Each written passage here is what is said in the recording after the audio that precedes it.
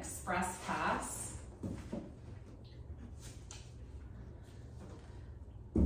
So let's start on your side. Reach the right hand forward, feeling that good rib cage stretch. And exhale, drawing it back, opening the heart, opening the chest. Feeling that good stretch in the rib cage. Pause here and take a nice big inhale. Exhale and reach forward. Inhale. And reach, reach, reach, reach, reach. Opening the heart, opening the chest, feeling that good rib cage stretch. Exhale, reaching forward. The hips stay nice and stacked. And this is a great way to just start to warm up and explore the body. Pretty much all of us postpartum people and pregnant people really need to open up the chest because everything is so forward, and that forward shoulder, forward middle back really puts a lot of pressure on the top of the core canister and really contributes to leaking, prolapse, back pain, all that stuff, diastasis, all the things. So we're reaching on our breath and exhaling to come forward, to come back.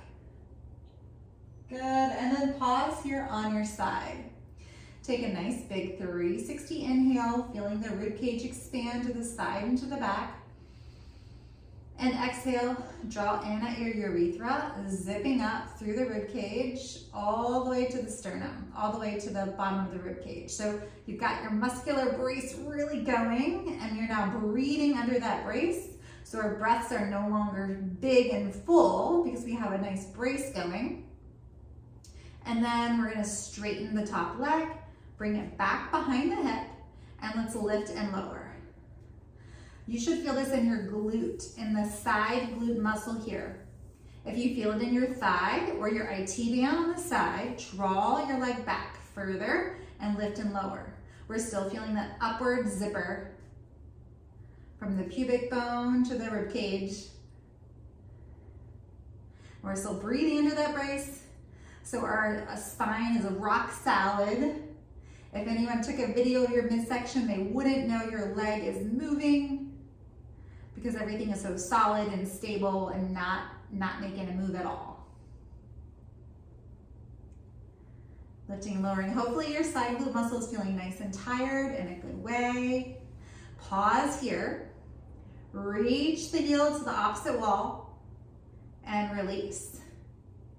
Reach the heel to the opposite wall and release.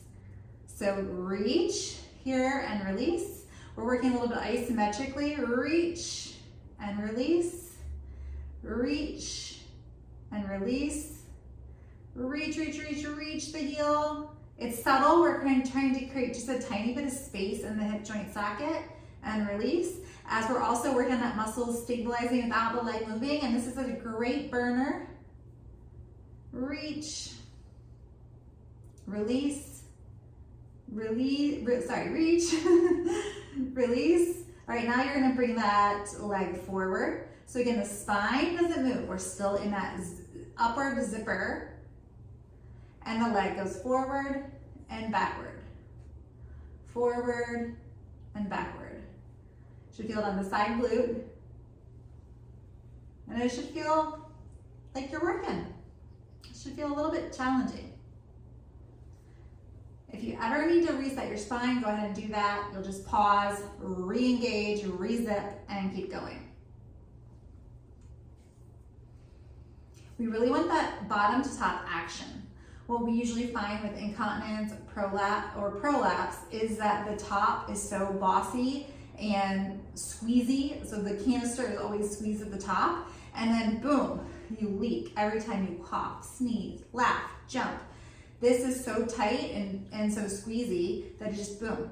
So here we are working on this bottom to top action. We're really working on zipping up, and we're working on re-coordinating our muscles, getting these guys stronger. Okay, pause here. Toe goes down and up, down and up. All right, so we're still nice and stable in the core. We're not moving. No one knows, no one knows that our leg is moving. And the toe goes down and up. So we're internally and externally rotating that hip in the socket, and our muscles are probably really, really tired.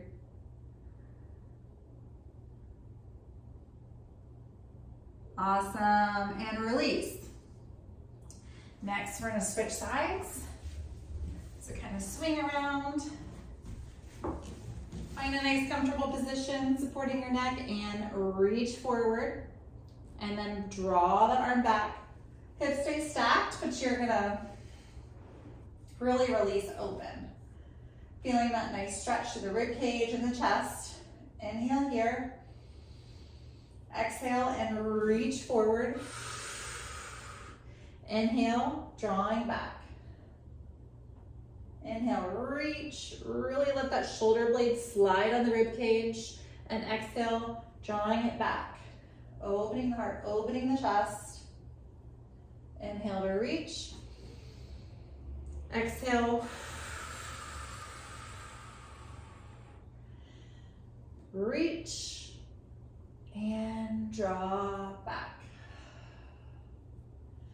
Reach. And draw back. Oh, that feels so nice. Such a great chest opener. All right, and pause here. Again, take a nice big 360 inhale. So what does that mean? That means that particularly after we've had a baby or a couple of babies, when we breathe in, it's really easy to breathe in your upper chest because we're all under so much stress. So we take the stress breath. Or it's really easy to breathe into your belly because it's gotten so roomy from being stretched once or maybe 3 times in my case. And so we want to think about breathing more into the side ribs and in the back ribs. And if you have no idea what I'm talking about, find a little child's pose and then find that 360 breath. And that is really an easy way to feel it. It's a great way to help your brain connect to those cues. And then when you're back on your side, they're easier to access. So inhaling 360. And then exhale and drawing up, starting at the urethra, creeping it to the belly button, and finally to the bottom of the ribs. Now we're gonna have that muscular brace working. Straighten the top leg. Bring it back behind the hip. That will help to activate your glute instead of your IT band. When the leg is here, it's quad. Our quads are almost always overworking. Bring the leg back. Now we find glute. So once you found that glute, you can touch it, tap it, wake it up. Then let's lift and lower. We still have our brace going. We haven't arched the back. We're just nice and straight. Sternum on top of the pubic bone, so we're not here. And we're lifting and lowering, feeling it in the core with that bottom to top zipper. And feeling it here on the side glute.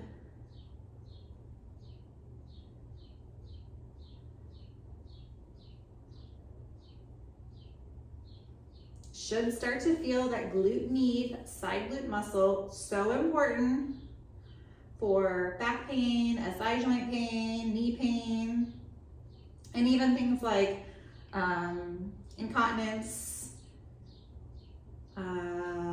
prolapse, all that stuff too. Studies show again and again and again that it's not pelvic floor strength that's different between those that leak and don't. It is hip strength. So core is including hip. All right, pause here. Now you're gonna reach the heel away to the opposite wall and then release. Reach and release. Reach and release. Oh, burning. Reach and release. Reach and release. It's subtle. We're creating a little bit of space in that hip socket. Good, now pause here and send that leg forward and backward. Forward and backward. We still have our muscular brace going. Core is still really nice and strong.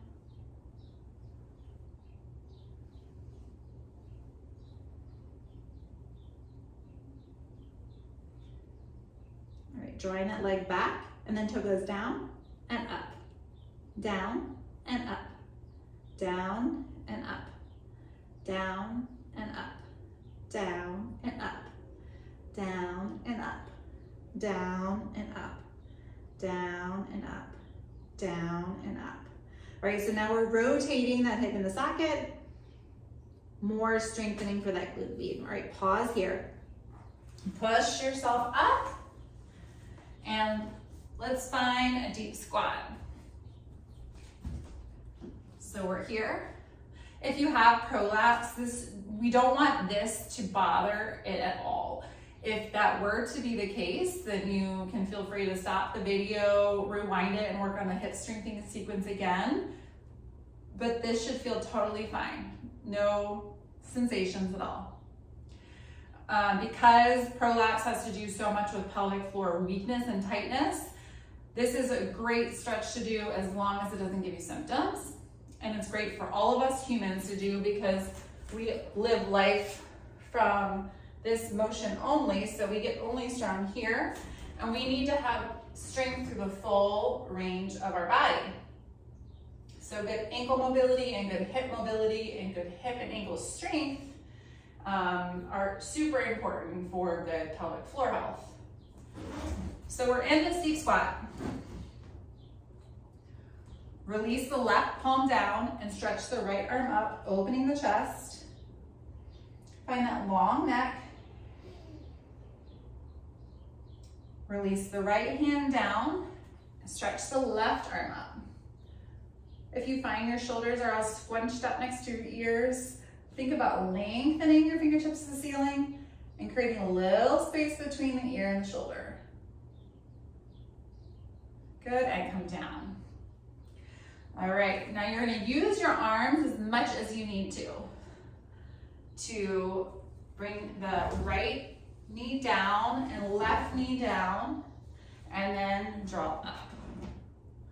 Right knee down and left knee down, and draw up. So here we're working on strengthening your hips, and by default also strengthening your pelvic floor through the full range of the joint. We just talked about how we only have strength and a limited range of motion, and the impact that has on us as with incontinence and prolapse and pain and back pain and all that stuff. So you're gonna use your arms as much as you can just for this to be nice and safe. But we're gonna work on the internal, external rotation, pause here, through the full range. Again, using your arms as much as you need to, bringing the knees down now to the left.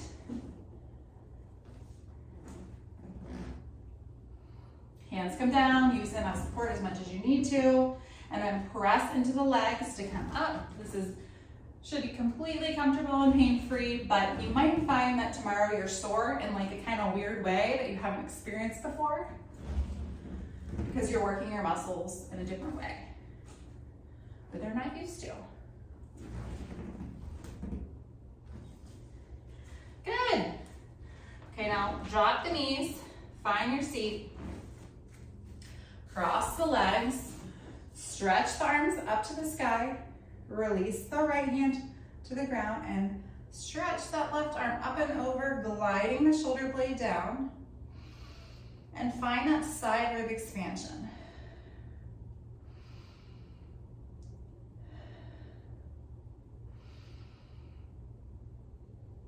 Good. Release that left arm, glide the right arm up and over, finding this side rib expansion. A lot of times after birth, we have that wide angle in our ribs because everything creates so much space for the baby. So this is a wonderful way to start to stretch what's gotten really tight so that the rib angle can come back into a normal 75 to 90 degree angle for our core strength. Good, release this. Now we're gonna glide the left arm over. This time you'll take your right hand and you'll hug your rib cage and then take it over. Breathe in into those ribs and out. And do a few nice deep breaths. Remember, if our shoulder got all squunchy, just to release it down.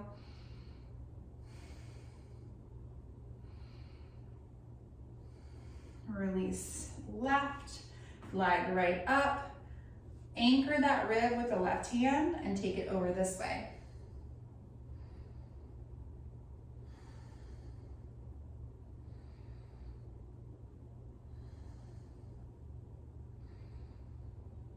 Good.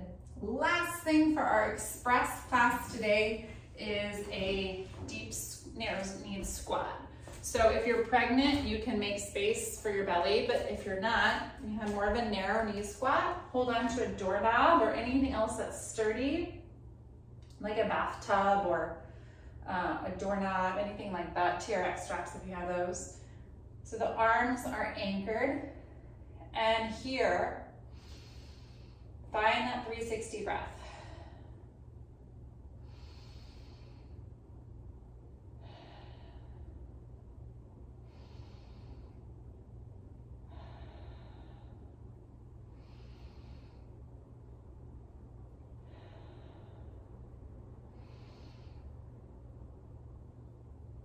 So a lot of times after pregnancies, we get super tight in the lower back and super weak in the front. And so today's class kind of worked on those things, worked on the things that are tight, worked on the things that were weak to try to create more balance in the system, which helps postpartum people with all the things that we typically see, like diastasis, back pain, prolapse, incontinence, all the things. So if you've enjoyed this class, feel free to repeat it as much as you like to address those things.